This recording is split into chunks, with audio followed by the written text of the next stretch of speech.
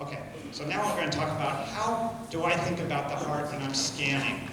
Some of the way I think about it may be not necessary for you in your practice, but I think that the concepts can be very useful in terms of how to be thinking about the heart when you're scanning.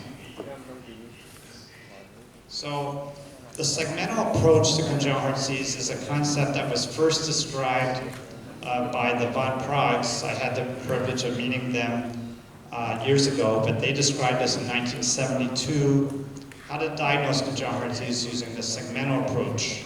And this was done with cardiac specimens in the morgue. But it turns out the best way to apply the segmental approach very easily is with fetal cardiac imaging. So the basic idea of segmental approach is that when you look at the heart, each heart can be evaluated independently of the other. So in other words, we could have the three main segments are the atria, the ventricles, and the great arteries. And then they're connected by the so-called AV canal, the AV valves, and the conus.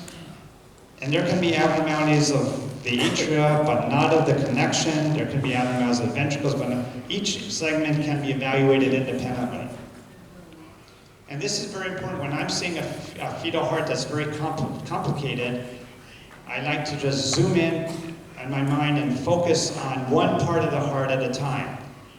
Then once you figure out each part, then you put it all together. That's the basis of the segmental approach. Looking at each part and then putting it all together. So each part or the main segment, you need to think about how it's aligned with the next, how it's connected. You've looked at the right and left atria. Now, how are they connected? Are they aligned with the correct ventricles?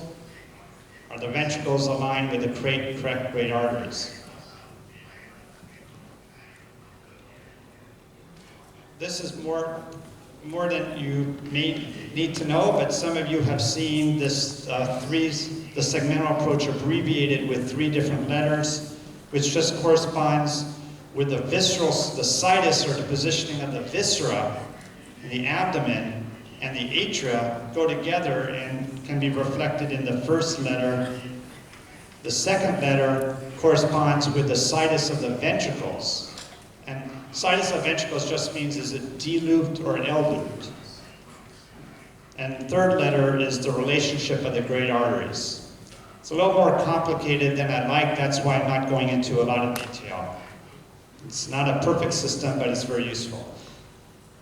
So let's look at some of the basics of the segmental approach.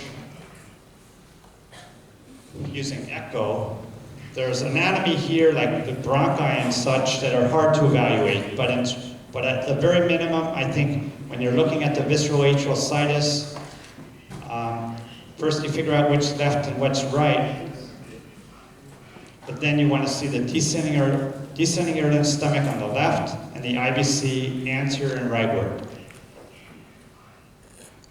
You do not want to see a big azygos here, but you could see a small one, that would be okay, but it shouldn't be very prominent. Then, of course, when we look above the diaphragm, you want to see where is the heart? On the left, on the right, or in the middle? Then we want to look at the ventricles and the AV valves, the mitral valve and tricuspid valve. So what does the right ventricle look like? The right ventricle, of course, may not be on the right in the first place, maybe on the left. So it's really a matter of looking at the ventricle itself closely. The right ventricle, first of all, the right ventricle always, the tricuspid valve goes with the right ventricle. The tricuspid valve is different from the mitral valve because the tricuspid valve does not touch the septum. I need to change this picture because of the moderator band, which I'll get to, but the tricuspid valve has attachments to the septum like this. But there's no moderator band in this picture, but the right ventricle should have a moderator band. And the right ventricle is relatively heavily trabeculated compared to the left. Now the conus is just a name for the muscle that's in the outflow portion of the right ventricle, because the left ventricle does not have that type of conus. The right ventricle does. And what that means is when you're scanning, there's going to be a distance between the tricuspid valve and the pulmonary valve because of that conus on the right ventricle. Whereas on the left ventricle, without conus, there's mitral aortic continuity. They touch each other.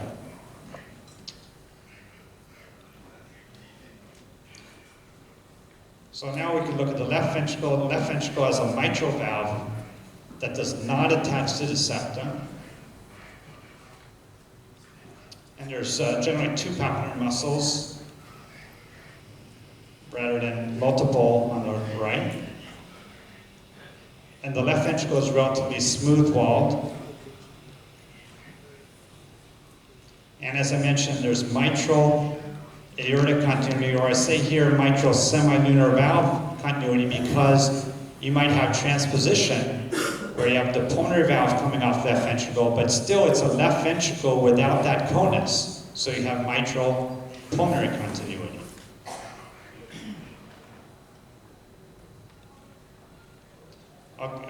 The hand rule is how we figure out, is the heart D-looped or is it L-looped?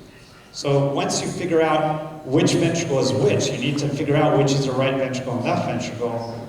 Then use the hand rule. The right hand should, quote unquote, fit the right ventricle, and the left hand should fit the left ventricle.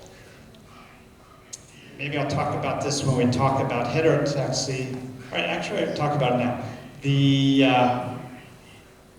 If you look on the left, that's a normal heart.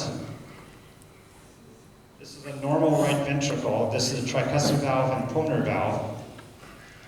And you see that this is a right hand. And the thumb is, if you put the palm onto the septum in the right ventricle, the thumb points to the AV valve and the fingers in the outflow. That's a normal right ventricle. The right hand fits it, so it's D-looped. Whereas here, this is also a right ventricle, but the left hand fits it on the right. This is the thumb. If you use your left hand, the thumb is on the inflow, the fingers in the outflow, but it's a right ventricle, and the left hand fits it, so it's L-looped. It's a little complicated, but we like to do it as cardiologists for completion.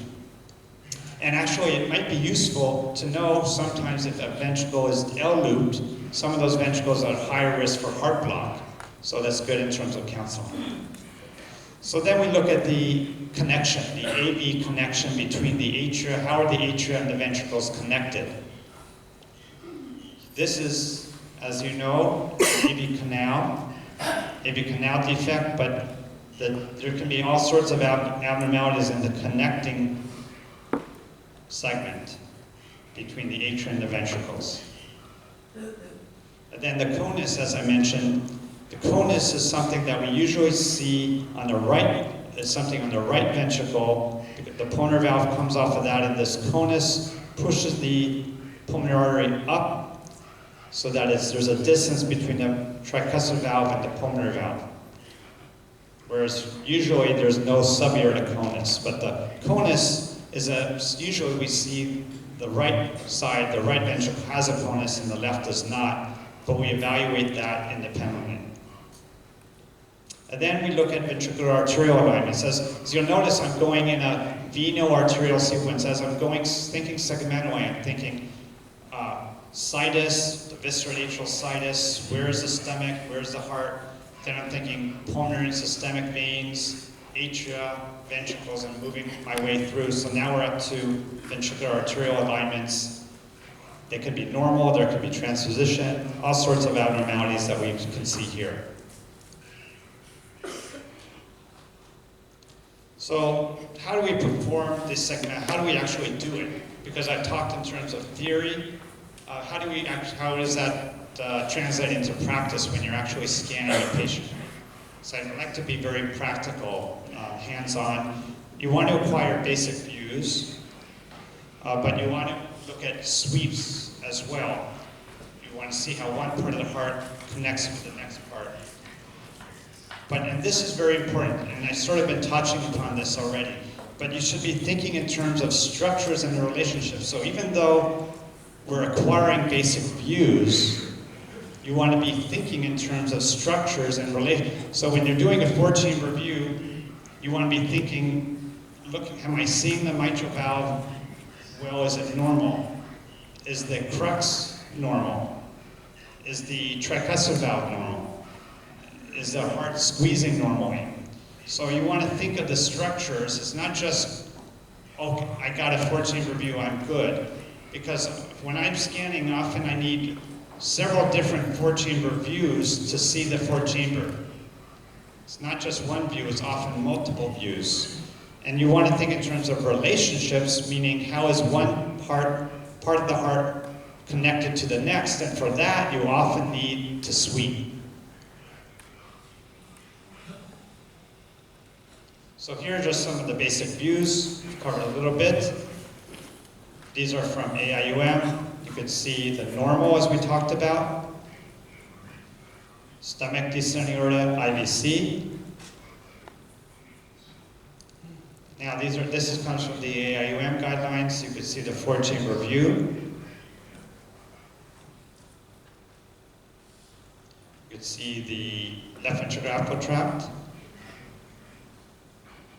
and the right ventricular outflow tract.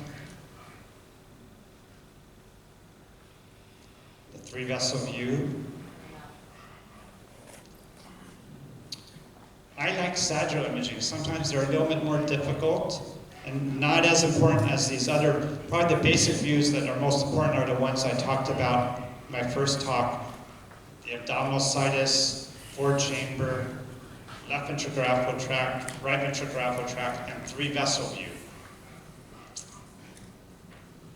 But in addition, I think sagittal imaging can be very useful, a little more challenging. So I would start with the basics and then try to do some sagittal imaging. This is the aortic arch. This is the ductal arch. This is one thing that isn't talked a lot about in the guidelines, but I think very important, is that the pulmonary artery should not bifurcate. You want the pulmonary artery to, ideally, should be trifurcating. It should trifurcate into the right pulmonary artery, the left pulmonary artery, and the ductus.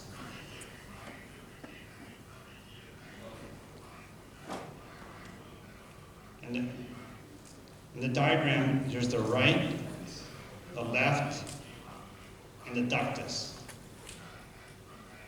So here, right, left, ductus. Sometimes the right and the left do not come off the PA, and then you might be fooled. So you need to be able to make sure you're seeing the right and left pulmonary arteries. Here's just a view, sagittal view showing the SVC and the IVC. And again, these are guidelines these are from the AIUM guidelines, but you can see a short axis view at the level of the base of the heart. You can see the tricuspid valve and the pulmonary valve, see how far they are from each other. That's a function of the conus in the right ventricle. And on the bottom, you can see the short axis, but at the level of closer to the apex. You can see that this tricuspid valve has septal attachments. mitral valve doesn't, and the right ventricle is more trabeculated. So again, the importance of sweeps, as I mentioned, we could see the relationship of the stomach and the heart on the same side.